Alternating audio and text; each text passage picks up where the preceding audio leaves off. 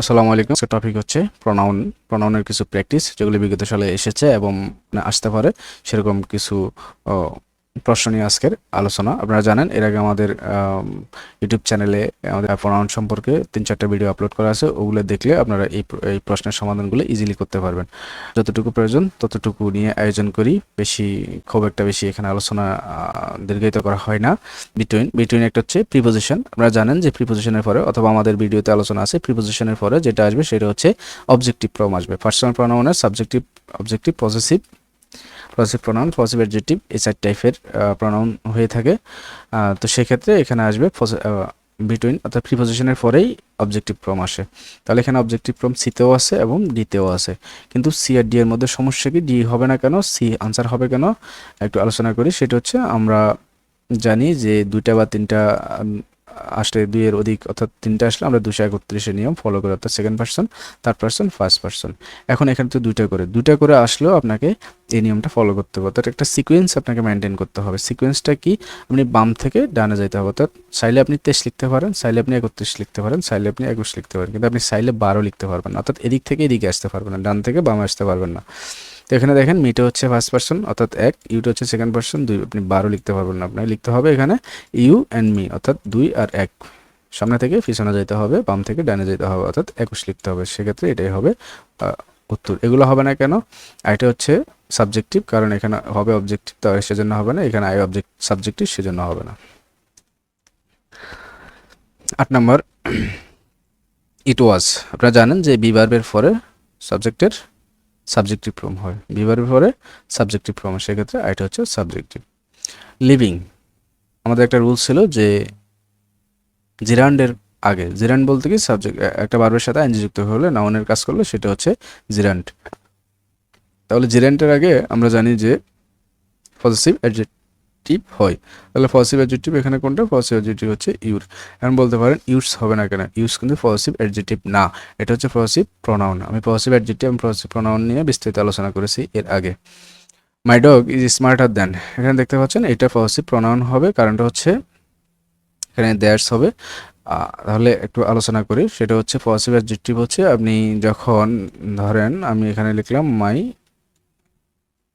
Fan, তাহলে এখানে মাই fan, এটা ফ্যানের আগে আমি মাই বসালাম। তো নাউনের আগে যখন প্রনাউন বসবে তখন এটা হয়ে যাবে অ্যাডজেক্টিভ, সেজন্য এটাকে বলা হয় পজিটিভ অ্যাডজেক্টিভ।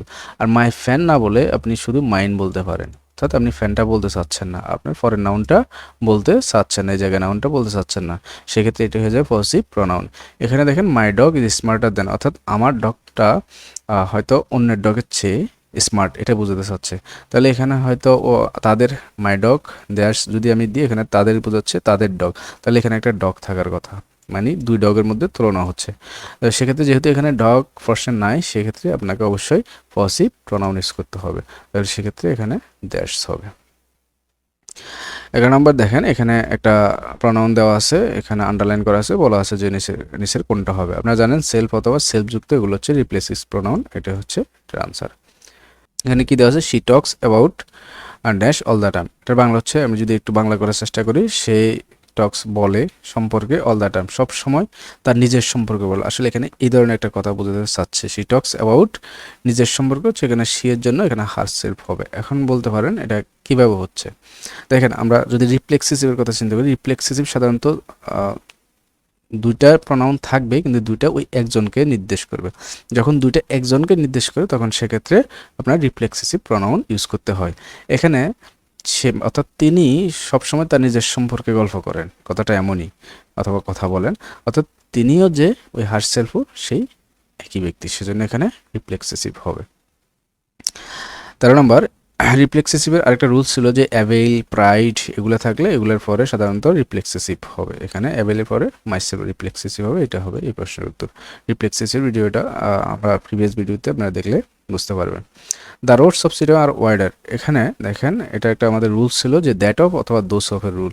এখানে দ্যাট অফ দোস অফ লিখতে গেলে আমরা বলছি যে এখানে দেখতে হবে এটা যেটা নিয়ে আমরা আলোচনা করলাম, অর্থাৎ এই সেন্টেন্সে যেটা নিয়ে আলোচনা হচ্ছে, অর্থাৎ সিটাংয়ের রোড নিয়ে এখানে আলোচনা হচ্ছে, রোডটা যদি সিঙ্গুলার হয় তাহলে দ্যাট অফ, প্লুরাল হলে দোস অফ। সেক্ষেত্রে দেখে আমরা কি আছে, এখানে যেহেতু এখানে রোডস ছিল সেহেতু প্লুরাল, তাহলে এখানে দোস অফ হবে। এখন এখানে এই দেন হবে না এই দেন হবে, আমরা জানি TH এন হয়, THEN এর বাংলা হচ্ছে আরেকটা।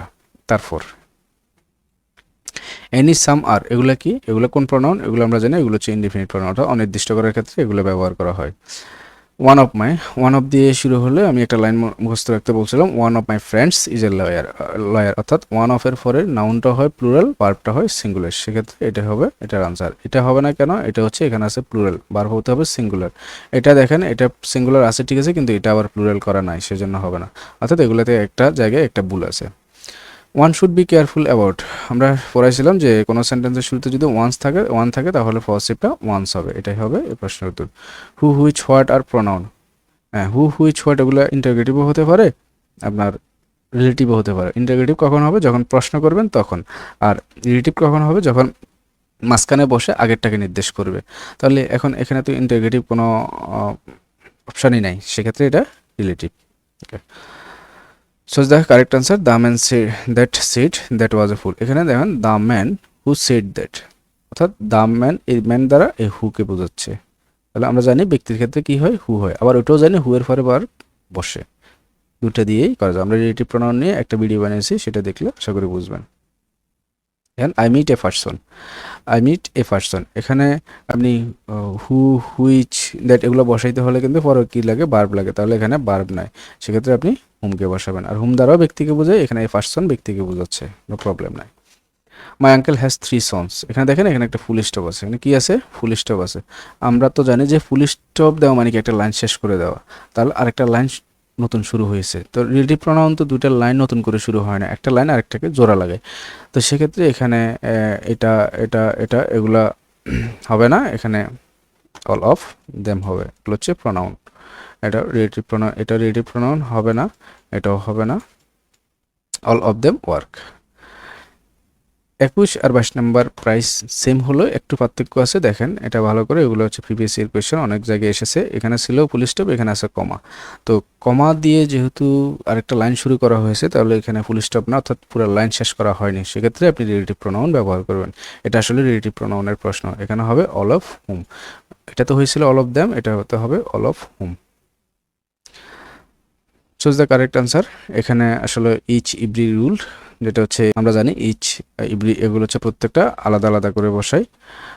All of the 3 boys got a prize, এখানে এটা হবে, সেক্ষেত্রে অর্থাৎ হচ্ছে এখানে বোঝা যাচ্ছে 3 জনের প্রত্যেকজন আলাদা আলাদা করে পুরস্কার পেয়েছে। দেখেন দ্য থ্রি সিস্টার, আমরা জানি ইচ আদার এবং ওয়ান অ্যানাদারের ক্ষেত্রে, ইচ আদার বসে দুজনের ক্ষেত্রে এবং ওয়ান অ্যানাদার দুইয়ের অধিকের ক্ষেত্রে, তাহলে এখানে যেহেতু 3 আছে তাহলে নিশ্চয়ই এটা ওয়ান অ্যানাদার হবে, এটাই হবে এই প্রশ্নের উত্তর।